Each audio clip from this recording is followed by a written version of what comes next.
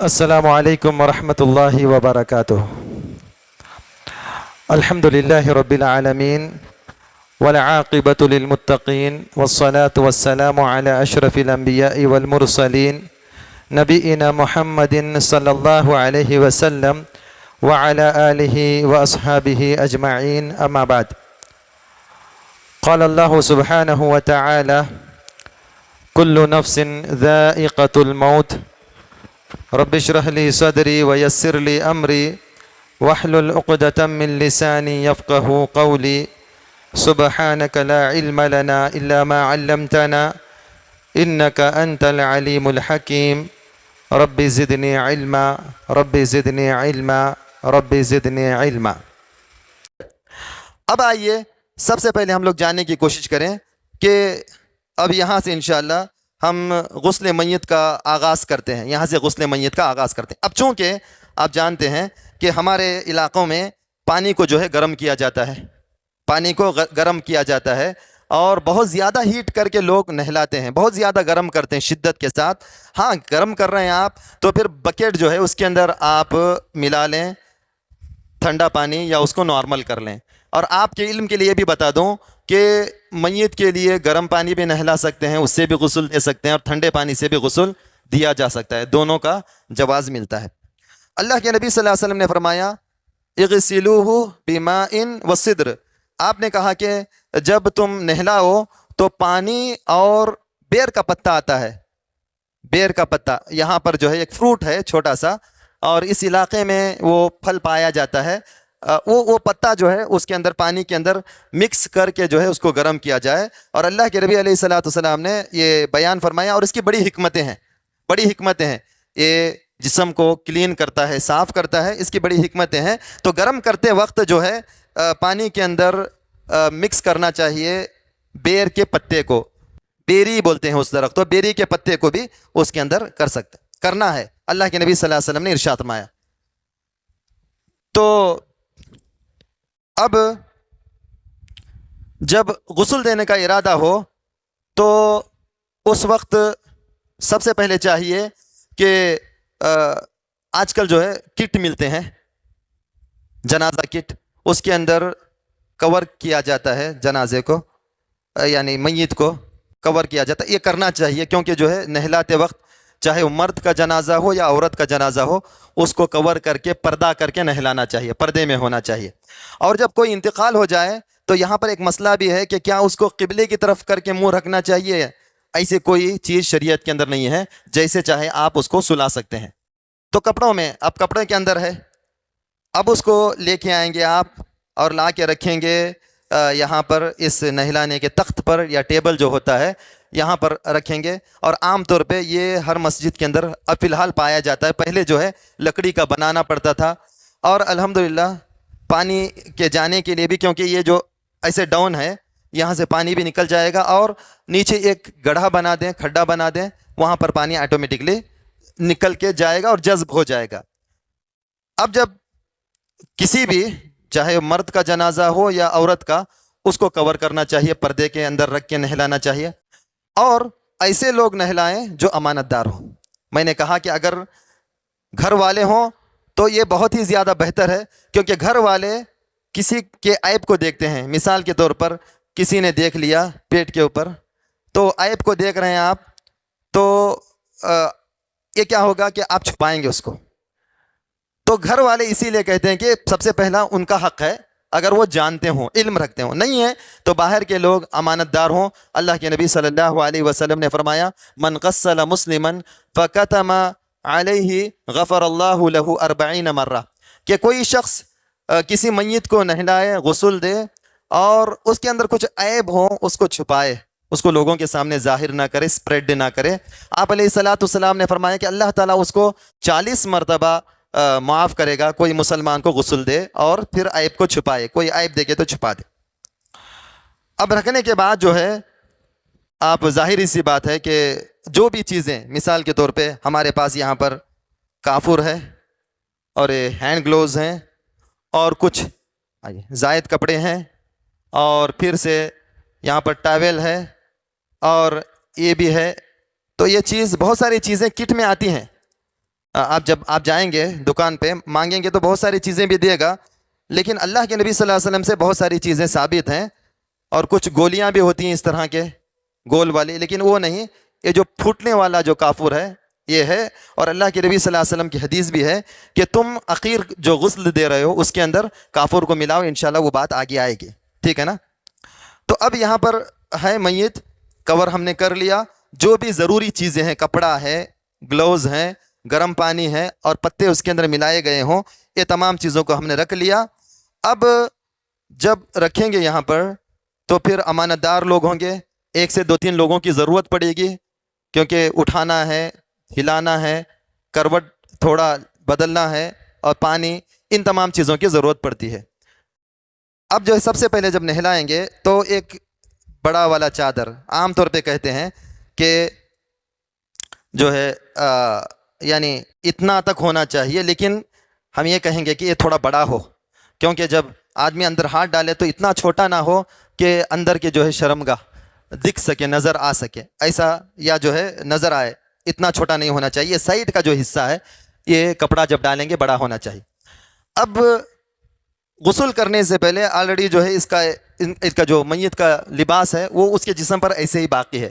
اب ہم اس کو چاہیں کہ نکال لیں تو ہم نکال نہیں سکتے، اب اس کو اس وقت ایک سیزر کی ضرورت پڑتی ہے، کٹ کرو وہاں سے، تو وہاں سے زیادہ اٹھانا نہیں ہے، ہم اس کو جو ہے ایسے ہی رکھ کے کپڑے کو جو ہے کٹ کریں گے ایک طرف سے، اندر کا جو اندرونی لباس ہے اس کو سیزر سے کٹ کر دیا جائے گا، اور جیسے چاہے، کیونکہ اب تو وہ استعمال کے قابل نہیں ہے، کٹ کرنے کے بعد اس کو جب پھاڑیں گے تو کٹ کرنے، اس کو نکالیں گے، نکال کے یہ جو سطر ہے، اللہ کے نبی علیہ الصلوۃ والسلام نے فرمایا الفقد عورہ، جو مرد کا جو سطر ہے چھپانے کی جگہ، وہ نیس یعنی جو کیا بولتے ہیں اس کو، گھٹنے سے لے کے ناف تک، یہ جو چھپانا ہے مرد کا، تو یہ ران ہے، اللہ کے نبی نے فرمایا ران بھی عورہ، چھپانے کی چیزوں میں سے، اس کو چھپانا چاہیے، اور دیکھ نہیں سکتا، جب دیکھ نہیں سکتا تو پھر جو ہاتھ کھلے ہاتھ سے چھو بھی نہیں سکتا، تو اس لیے اب اس کو ہم نے نکال دیا،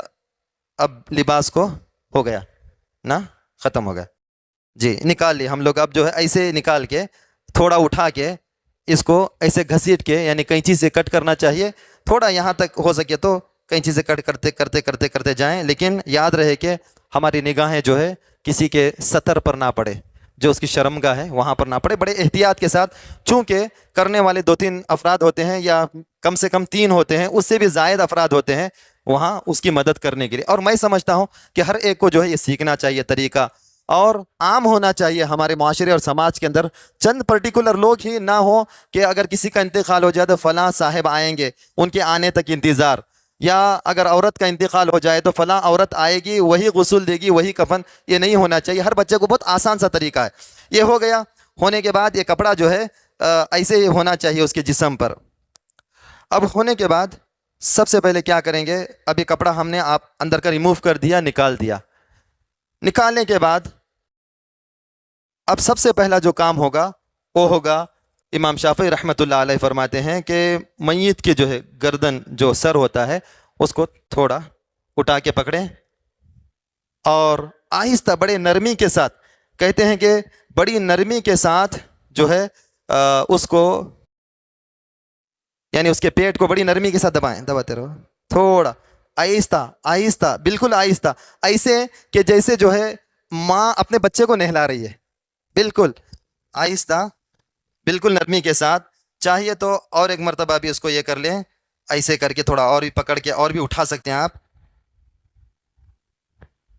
اس طرح پریس آہستہ آہستہ کریں، تاکہ جو ہے جو بھی اس کے پیٹ کے اندر گندگی ہے وہ آہستہ آہستہ باہر نکل جائے، کیونکہ جب انسان سوتا ہے یا انسان کی وفات ہوتی ہے تو جو پیچھلے کا حصہ ہے اس کا وہ کھل جاتا ہے، اور وہاں سے جو ہے اس کی گندگی نکل جاتی ہے۔ جب سوتا ہے تو بھی ہوا خارج زیادہ ہوتی ہے، تو پچھلے کا جو حصہ ہے وہ حصہ جو ہے تھوڑا اس کا کھل جاتا ہے، اسی لیے جو ہے جب نیند ہوتی ہے تو پھر اللہ کے نبی نے کہا کہ اس کا وضو ٹوٹ جاتا ہے، باطل ہو جاتا ہے، تو پھر سے اس کو نواقض وضو میں اس کا۔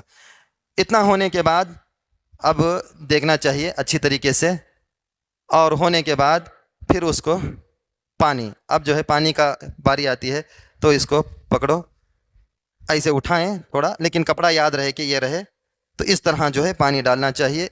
پھر سے لیں اور پھر سے پانی اچھی طریقے سے ڈالیں، تاکہ جو ہے یہاں سے بھی جہاں سے بھی اس کی گندگی نکلی ہے دیکھیں نا، پانی ڈالیں اچھی طریقے سے. اور اگر ضرورت پڑے تو پھر یہاں سے بھی آئیں، اور کپڑا جو ہے، یہ اسی لیے کہہ رہا ہوں کہ یہ کپڑا وہ لمبا ہونا چاہیے. ہم لوگ عام طور پہ کیا کہتے ہیں، سطر چھپانے کے لیے چھوٹا کپڑا آج کل رکھا جاتا ہے یہاں سے یہاں تک، لیکن بڑا کپڑا ہونا چاہیے. اور یہ والی چادر نہیں، بلکہ کلر کی بھی چادر چلے گی، کوئی بات نہیں ہے. عام طور پہ کلر والی بھی چلے گی، موٹی ہونی چاہیے تاکہ اس کا سطر کھلا رہے.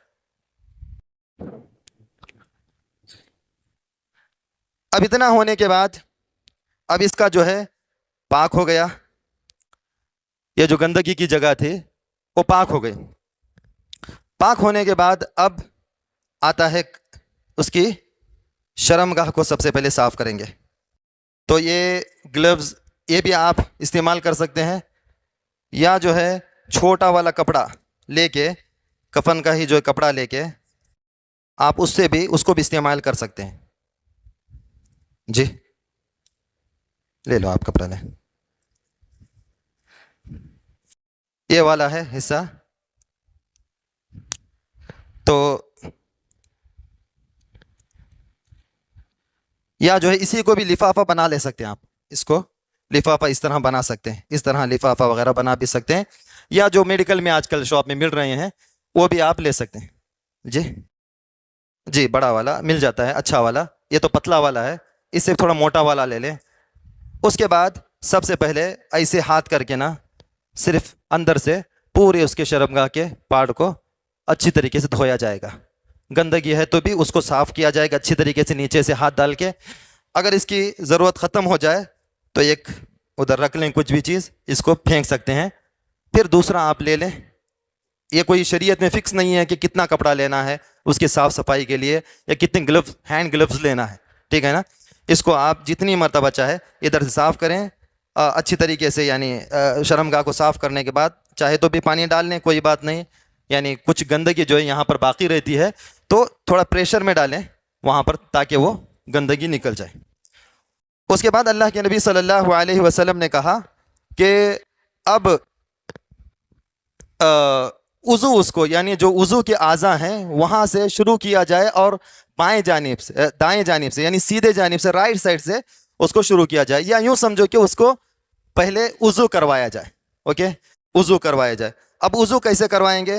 تو اب جو ہے تھوڑا ہم لوگ اس کے ہاتھ کو لیں گے، بسم اللہ بول کے جو ہے یہاں سب سے پہلے اس کے ہاتھ کو، یعنی رائٹ سائڈ، پھر جو ہے یہاں سے لیفٹ، بسم اللہ کہہ لیں گے سب سے پہلے. اس کے بعد جو مسئلہ آتا ہے کلی کا، کلی کے لیے ہم یہ کپڑا نہیں، اس کو کپڑا بھی لے سکتے ہیں. کپڑا لے کے چھوٹا سا، صرف جو ہے اس کے دانتوں پر، یعنی تھوڑا سا پانی لے کے صرف دانت صاف کریں گے. کیونکہ جو میت ہوتا ہے کنڈیشن، پانی اگر اندر جائے گا تو پھر اس کے لیے پریشانی کا باعث ہو سکتا ہے. اس لیے کلی نہیں کرائیں گے، بلکہ صرف پانی لے کے اس کے دانتوں کو اس طرح صاف کرایا جائے گا. اور اس کے بعد جو روئی ہے کاٹن، اس کو ڈال کے اس کے ناک کو بھی جو ہے تھوڑا صاف کیا جائے گا. لیکن یاد رہے کہ بہت سارے لوگ بہت بڑا لمبا بنا کے ناک کے اندر تک ڈالتے ہیں، یہ درست نہیں ہے. صرف جو اوپری حصہ ہے اس کو صاف کریں گے، ٹھیک ہے نا. اس کے بعد پانی لے کے جو ہے اس کے چہرے کو دھویا جائے گا اچھی طریقے سے. اس کے بعد سیدھے ہاتھ کو، رائٹ ہینڈ کو، یہاں تک جو اس کا حصہ ہے جتنا وضو کا وہاں تک. پھر اس کے بعد جو لیفٹ ہینڈ ہے اس کو دھوئیں گے.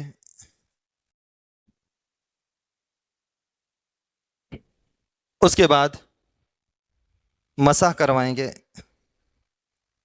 جی، اور بہت ہی نرمی کا معاملہ کریں گے. میں نے اسی لیے کہا کہ بہت زیادہ گرم پانی بھی نہیں ڈالیں گے، جس طرح ایک زندہ آدمی نہاتا ہے اتنا ہی نارمل پانی ہو.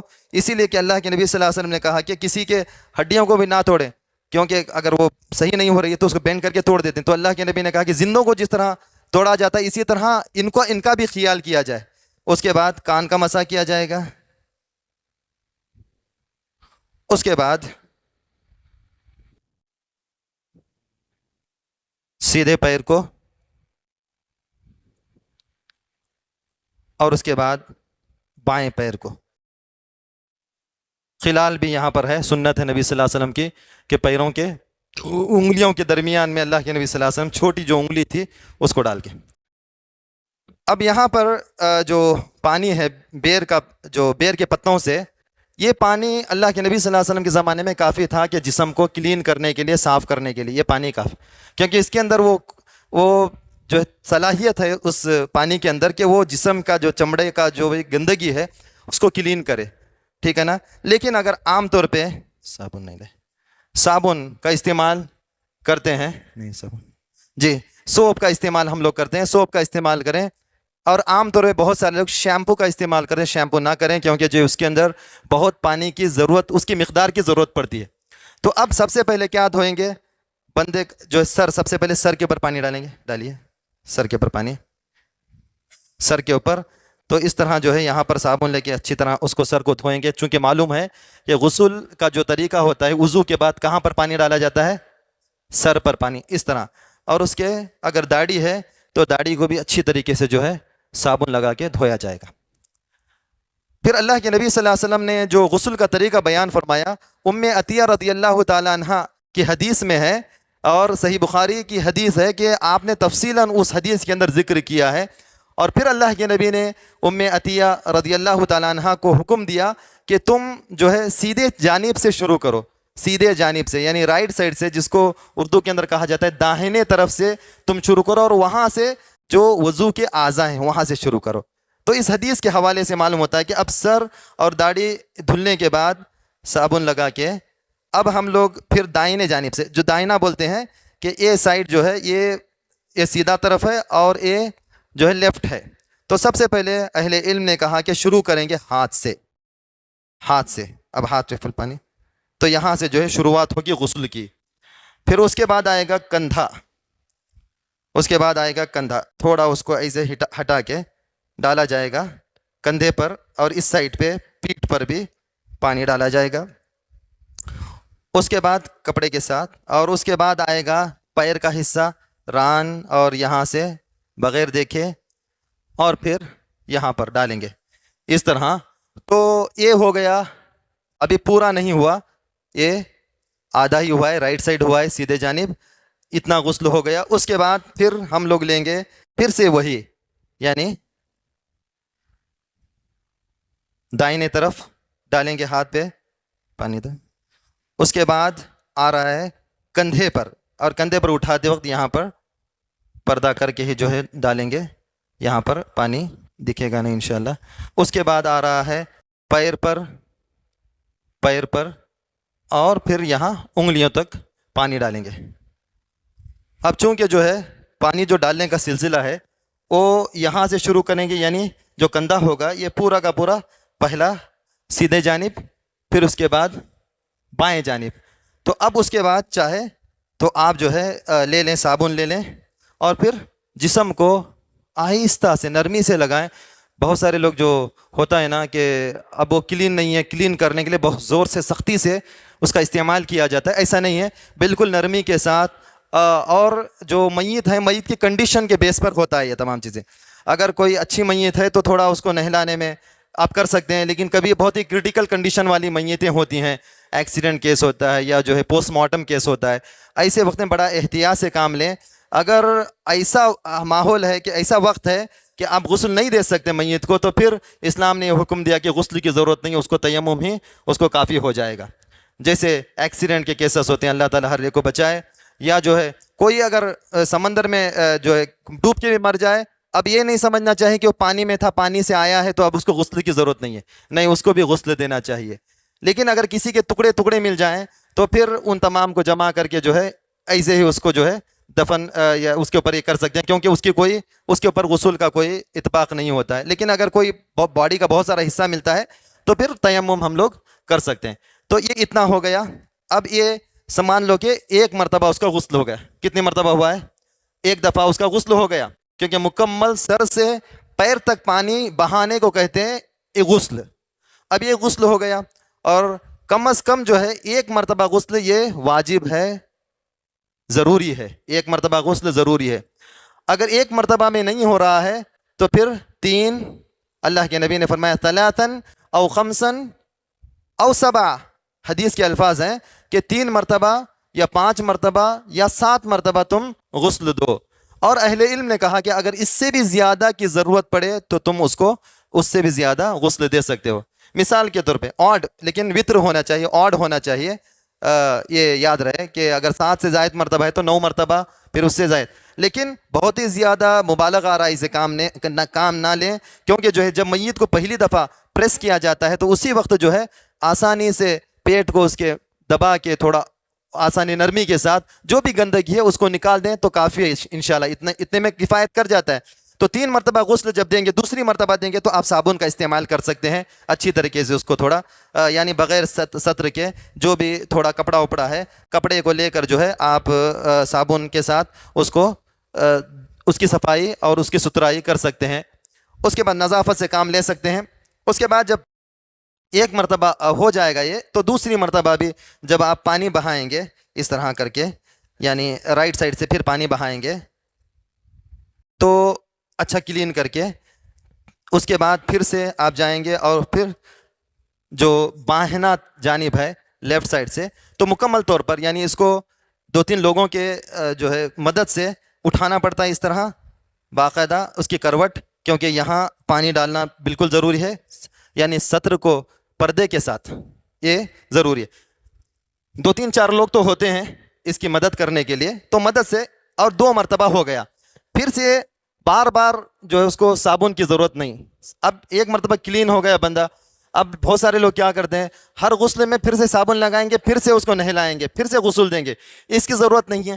1 مرتبہ آپ نے سر کو صابن لگا دیا, اور کیونکہ احتیاط سے کام کرنا پڑتا ہے, کسی بھی سوراخ یا منہ یا جو ناک کا حصہ ہے وہاں سے پانی اندر داخل ہو جائے تو پھر بعد میں جب کفن پہنانے کا وقت ہوگا تو کہیں نہ کہیں سے خون نکلنا یا جو ہے دوسری چیز نکلنا اس کو جو ہے اس کی ابتدا ہو جائے گی. اس لیے احتیاط کریں کہ زیادہ پانی نہیں, اگر 3 مرتبہ یعنی 3 مرتبہ کی ضرورت پڑے تو پھر تیسری دفعہ بھی اس کے اوپر پانی یہ کر دیں, بہا دیں.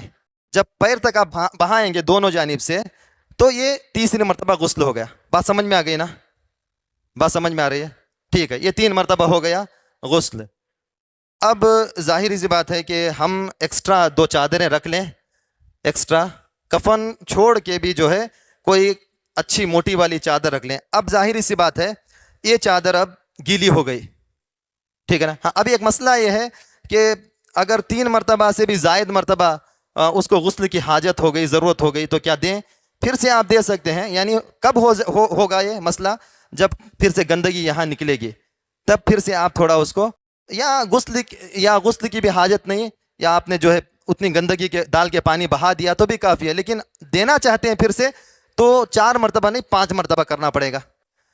تو اب جو ہے اخیر میں کیا وضو کروانا اس کے لیے ضروری ہے؟ نہیں ضروری ہے, ختم. جو پہلے آپ نے وضو کر دیا یہی وضو اس کے لیے کافی ہو جائے گا. پھر سے الگ الگ وضو کرنے کی ضرورت نہیں. آخری ہفتہ یہ سوال ہوا تھا, لیکن صحیح مسئلے کا جواب یہ ہے کہ جو پہلی مرتبہ وضو کرایا گیا ہے وہی وضو اس کے لیے کفایت کر جائے گا, کافی ہو جائے گا.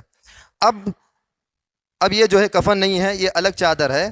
تو اب کیا کریں گے, اس کو جو ہے سب سے پہلے یہ جو تولیہ ہے جس کو بولتے ہیں, ٹاویل بولتے ہیں, اس سے پوچھنے سے قبل اولاؤ اس کو ایک چادر لائی جائے گی.